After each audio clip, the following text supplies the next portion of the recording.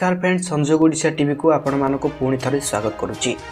सुभद्रा योजना को नहीं राज्य सरकार तरफ आसला एक बड़ अपडेट। जो मानकर एपर्यंत टंका आसी ना सुभद्रा टंका से माने कौन करें अकाउंट को टंका जीव ताकू नहीं सरकार तरफ आसी एक बड़ अपडेट। तेज निश्चित भाव संपूर्ण अपडेट जाना तापूर्व वीडियोटी को गोटे लाइक करने सहित यहीपरि वीडियो देखा चाहते आम चैनल को सब्सक्राइब करने सहित बेल आइकन को दबाई रखु।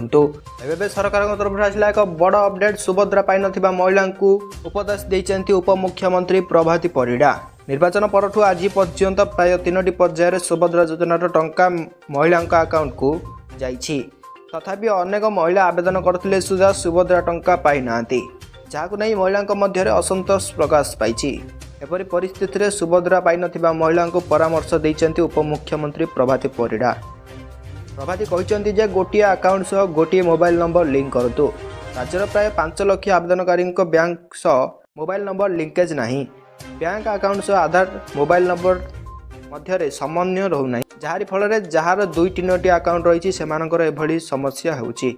बैंक जाई गोटे अकाउंट सह गोटे मोबाइल नंबर लिंक कर, जहाँफल 24 तारीख मध्य बाकी थिबा हिताधिकारी टंका मिल जिवो। नचेत कहीं वंचित हेले 24 तारीख पर गाँ को गाँ सुभद्रा टीम जाई जांच करिवो। अंगनवाड़ी कर्मी व्यक्तिगत भाव जाई वेरिफिकेशन करिवे बोली उपमुख्यमंत्री प्रभाती परिडा सूचना दैचंती।